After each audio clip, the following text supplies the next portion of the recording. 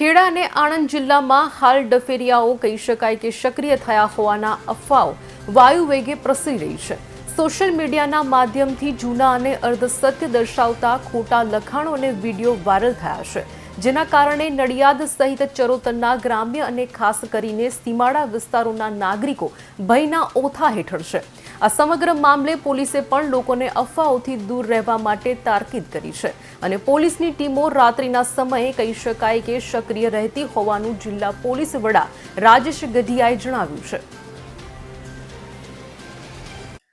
એ બાબતે દરરોજ પોલીસને માહિતી મળે છે ગ્રામજનો દ્વારા, અને એમાં મોટા ભાગની જે માહિતી છે એ અફવાઓ હોય છે। છતાં પણ જે ગામ લોકો છે, આગેવાનો છે, સરપંચ છે, તમામ જોડે અમારા તમામ થાણા અધિકારીશ્રીઓએ મિટિંગ કરેલી છે કે આ પ્રકારે કોઈ પણ શંકાસ્પદ વ્યક્તિ જણાય તો પોલીસને તરત જ જાણ કરે। અને ઘણા ગામની અંદર એવા બનાવ બનેલા છે કે કોઈ અજાણ્યા વ્યક્તિ આવે તો એની જોડે ધોલધપાટ કરી લીધેલી હોય, તો મહેરબાની કરી અને આવું કૃત્ય ન કરે। આવું કરવાથી કોઈ નિર્દોષ વ્યક્તિ દંડાઈ જાય અને કાયદો હાથમાં લે તો જે વ્યક્તિ કાયદો હાથમાં લેનાર છે એની વિરુદ્ધમાં પણ એક્શન લેવામાં આવે। એટલે અમે તમામ લોકો જોડે મિટિંગ કરી છે। તમામ લોકોને અમે થાણા અધિકારીના મોબાઈલ નંબર પણ આપેલા છે, અમારી વેબસાઇટ ઉપર પણ મોબાઈલ નંબર તમામ થાણા અધિકારીના મૂકેલા છે।